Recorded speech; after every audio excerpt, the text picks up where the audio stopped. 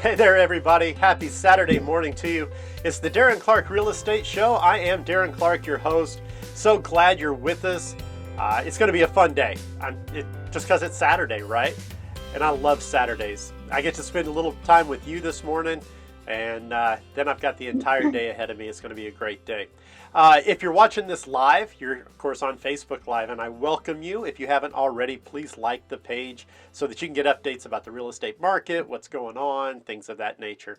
And then we take these Facebook Live recordings and we post them to YouTube. So if you're on YouTube, of course, like and subscribe to the channel. And I'm so glad you chose this video to look into the real estate market, to find out about real estate information, and welcome. And then after we post it to YouTube, we take just the audio portion and we put it on iTunes as a podcast, so you can subscribe to the Darren Clark Real Estate podcast, the Darren Clark Real Estate Show podcast. That's hard to say. You can do that when you get the opportunity. It's been a good week. I am excited. Had a great meeting with all the other agents in the Century 21 Judge Fight office this week, and one of our team members is joining us today. We are so fortunate at Century 21 Judge Fight to also have designated title. And they are a title company that works with us on a lot of deals, and they work right in our office, which means they are an outstanding resource for us as agents to get questions. Because while we know the real estate market, the title side of it's a different thing. And these experts are in there to help us make sure that your transaction goes smoothly from start to finish. And we have a guest today. I'm going to bring her on here in just a second. Brandi Hargrove with Designated Title is joining us, and we're going to talk a little bit about title insurance, the escrow process, the closing process, all the different things that can happen. But she's been a real estate professional since 2007. She joined the Judge Fight family in 2015 and moved to title a few years ago. She's born here in Texas, and she and her husband have 3 children. They live just up the road from our Weatherford office in Azle. And I'm going to bring on now the wonderful, the talented Brandi Hargrove. Brandi, how are you today? Good. Thank you, Darren. Thanks for having me on today. I'm really excited. Oh, it's awesome. And any time that I can take a professional like you out of your normal world and put you in my world for a second, I feel honored. To just a little heads up to everybody, we were going to have a run through yesterday. I like to do that with my guests so they're comfortable with the connection and the things that they see. And we were going to do that yesterday. But Brandi is so dedicated to her clients.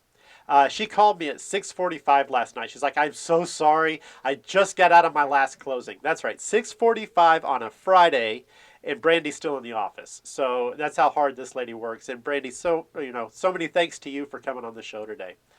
Real quick, Thank you, let's Darren. start off. Tell me and the listeners who may not know, what is title insurance?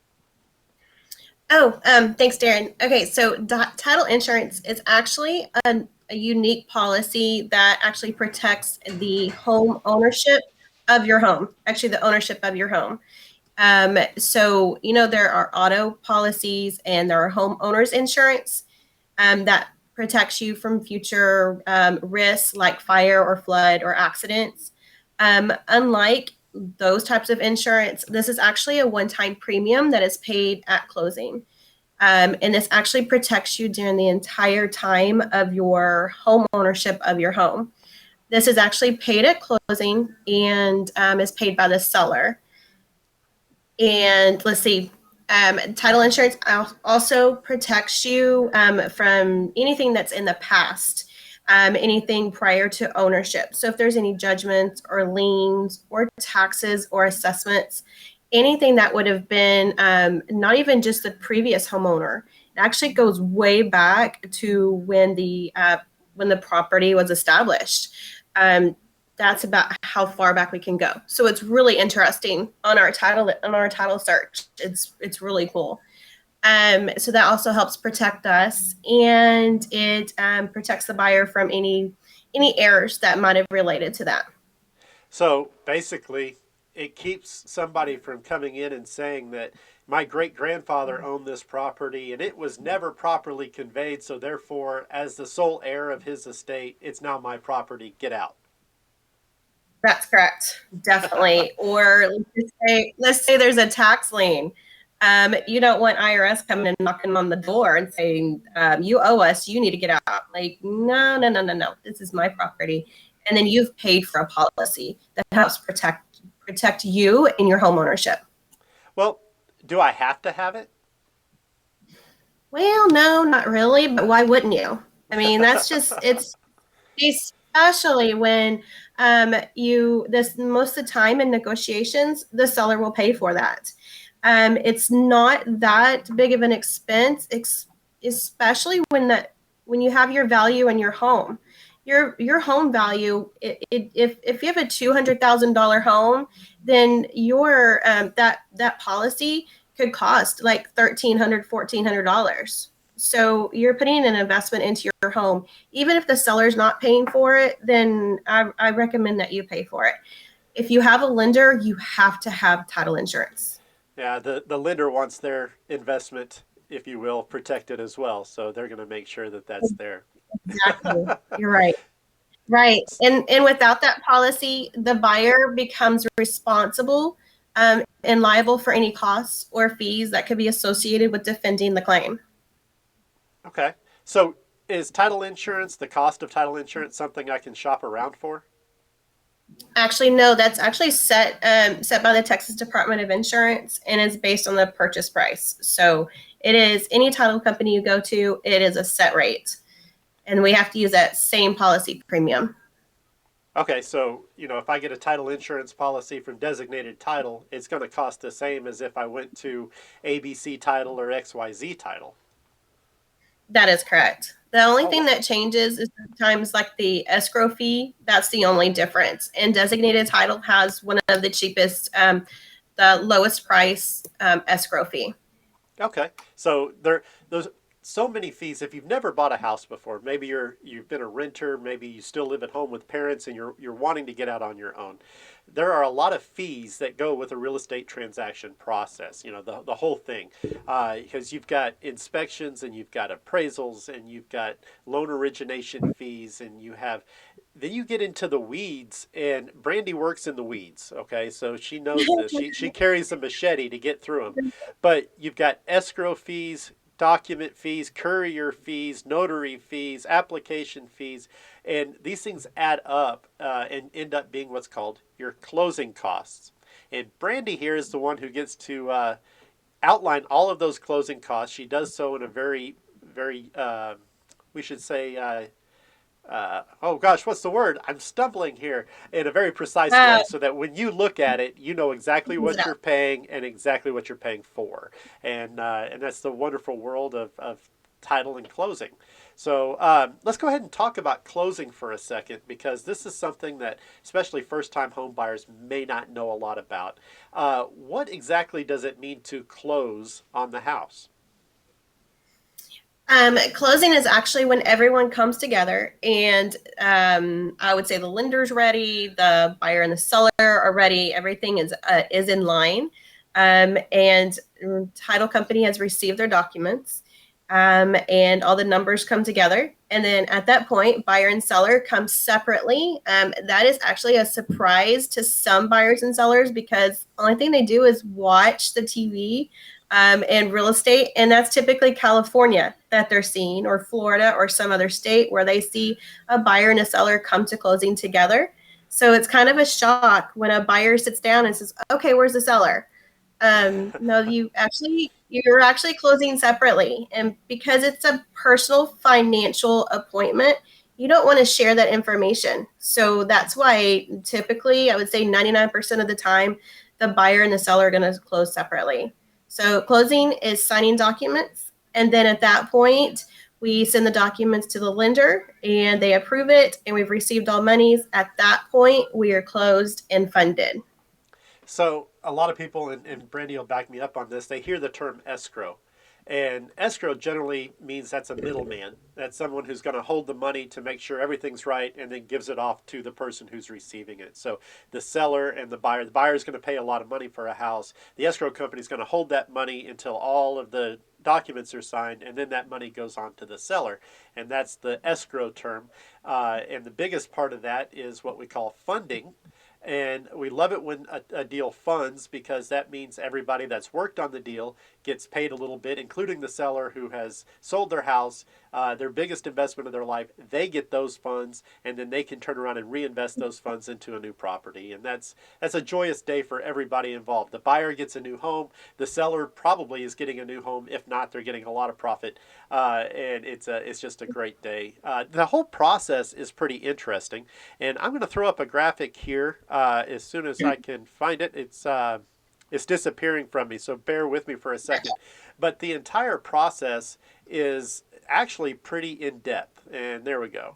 So as you can see, just in this graphic, and I'm gonna hide my face. We'll still look at Brandi because she's better looking than I am. Thank you. So as you can see, it starts with when my job is almost over, and that means that we've negotiated the price of the house. We've got an offer. It's been accepted. We are ready to start closing this deal, and it can take anywhere from 15 to 45, 60, 90 days to close. Just all depends on how intricate the process is. But it starts with an earnest money contract signed and an execution date. That means everybody has come to agreement on the terms, and now we're going to start working on it. Then I give it to Brandi, and Brandi starts working. And Brandi, why don't you talk about what you do from there? Well, once we've received that and we receipt it, so I don't want to bore you too much because there are so many different intricate parts of a transaction.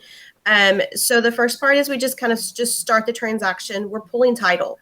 That's where our research comes in, and the tax, and we also pull a tax certificate just to make sure the taxes are current on the property. And then after that point, it's kind of in the lender hands because sometimes the title and taxes can take a little bit. We're kind of waiting on lender to do the appraisal. During that time that we're waiting, we're also going to order a payoff, HOA. We're also going to inquire on anything that could be in that title commitment. That's when we start, it's called clearing. We start clearing items that could possibly be in there, like the payoff or a judgment. So if an agent gets a title commitment, we're going to do our best to make sure we've cleared some of those items so it's not scary and like, oh no, there's a tax lien on the property. Well, I'll reach out and I'll say, instead of scaring somebody, and because that buyer's gonna be like, oh no, I don't want this property because it's got a tax lien. No, I'm gonna explain that we're in the works, or we're even verifying that's even the same person. Well, So I I don't had want a to scare deal with you. I had a deal you. with you a couple months ago, and I got that title commitment. And as the buyer's agent, I looked at it and I said, I called you. I don't know if you remember this. I called you. I'm like, Brandi, I'm reading Schedule C in the title commitment here. What is number 11? And you're like, you're right. You're supposed to look at that, and this is what it means, and explained it in such an easy way for me. I don't want to get into that buyer's specific, details, but you explained it in such an easy way that I was able to call that buyer and say, hey, this is on there. Don't worry about it. It's in the process of being cleared. It's just a simple this, that, and Exactly. the other thing, and it's really nothing to worry about. So I'm going to bring this graphic back up for just a second, and it is long. It's in depth, but it's a great resource if you're one of those people that's like me that you just have to know the process, right? It's one of those things that if I go to the dentist, I don't mind the dentist, but just tell me what you're doing. Tell me what's going on, and I'll be more at ease. And that's kind of what this document is. It will help you become more at ease. So I'm going to put this as a comment with a link that you can actually download this file. And I'm going to call it the transaction timeline because that's kind of what it is. But this is the timeline for only once it gets to the title office. There are things that happen before this that are part of the real estate timeline, and we'll talk about those probably in a different show. I just hit send on that comment, but I'm not seeing it. There it is. So you have the opportunity to download that file. I promise it's just a JPEG file and there's no embedded viruses. You're not going to get sick from the file download. But I tell you what, Brandi is an amazing resource in our office. She is helpful to every agent. I like to say that she's my personal title agent, and I send her deals whenever I can. But the choice of the title company is a negotiable aspect of any real estate deal. And I've told Brandi this, and she understands that the last thing I want to do is lose a deal over a title company. Right.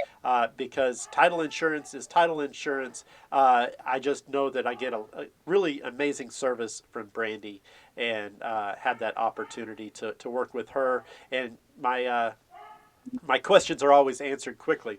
There's another thing about designated title I want to talk about, and it's very relevant in 2021 and 2020, and that is this remote closing option. We have designated title offices in all of our Century 21 Judge Fight offices, which means there's 20 something of them around the Metroplex. So if you're buying a home in McKinney and you're using me as your title agent, Brandi can do all the work and send the funds or send everything over to McKinney, and you can close there. But then we have this other option, this remote option. And Brandi, I'd love for you to talk about that for a minute. Oh, yes. Actually, our company was one of the first ones years ago to have the option to do remote online closings, to where we can actually virtually close a transaction all on the computer using Zoom and a signing app to get everything done. So as long as the lender and the county accepts electronic signature, we can do a remote closing online. I've done at least 2 or 3 this week because I was just recently certified as a remote online notary to get signings done for those that can't come into the office. We just learned someone had COVID. Okay, do you have access to a Zoom? You have access to Zoom and can sign something electronically via email? Then we can get that done. It just kind of takes the hard work out of trying to find a notary or having to have your gloves and your mask so that you don't get the virus, signing outside. So we just want to do everything we can to make those people feel comfortable. And remote online notaries is allowing us to do that now. I think that's an amazing innovation. Our society has had to make a lot of adaptations in the last year with this virus, and we all know people who have had it, or we've lost friends and family because of this virus. So anything that we can do as professionals to keep people safe, that's what we're going to do. And that's one of the great things about designated title, is that they do have that ability to do that remote closing to keep people in a safe environment and still accomplish their real estate goals. And I think that's what both of us are here for, is to help people navigate that process. Brandi, I'm going to put up some information, some contact information for you. And of course, it's gone from my screen, but give me just a second and I'll put it up. But Brandi, like I said, is an amazing resource, and she is available to answer your questions. There we go. You can reach her at 682-276-7200. She's extension 214. When you call that number, a lot of times a receptionist will answer, and you can just ask for Brandi, or you can ask for that extension, and they will get you over to Brandi. And I tell you what, I have rarely met someone as helpful as Brandi in this business. She is just amazing. We are so glad to have her as part of our team. And I thank you so much for spending part of your Saturday morning with me and providing information to our viewers so that they can find out more about the That was a title pleasure. process. Thanks so much, Thank Brandi, you. Thank you, Darren. and I wish you a great day. That was Brandi Hargrove with Designated Title. So glad to have her as part of the show today, and like I said, as part of the team, she is an invaluable resource. I want to move into a little bit of market information. One of the things that people ask me a lot is, how's the market? And it's such an interesting question, because the market itself is a fluid thing. It's a dynamic thing. And we've seen the stock market this week, how, one little thing can really throw off the market. We had millions of what do you call, recreational investors or amateur investors absolutely swing the market this week. It was an amazing thing to see. And the real estate market is very similar to the stock market in some ways, and that is, it's based off supply and demand. So, if there's a low supply of houses and a high demand of houses, what's going to happen to real estate prices? They're going to go up a little bit. Why? Because the seller has a lot of buyers vying for that one house. They can ask a little bit more. So the real estate market is like I said, similar to the stock market in that way, in that it works on the basic economic forces that we all were forced to learn in high school of supply and demand. But what's really interesting is that the market, the real estate market, is not the same all over the United States. In fact, it's not the same all over the Metroplex. You could have houses selling very well in Frisco while Colleyville is seeing a slump in housing prices. And I'm not saying that's happening, but you can see that type of thing happen. So within the Dallas-Fort Worth market, we have areas that are performing better than others. And within those areas, you have micro markets or communities that the demand in those communities are higher than others. And that's important that when we talk about markets, because I can show you stats, but how those stats relate to your individual market may vary. And that's why I am here as a real estate advisor for you. If you want to know the exact market stats for your area, you can reach out to me. And I would be glad to help you. And if you need my contact information, there it is.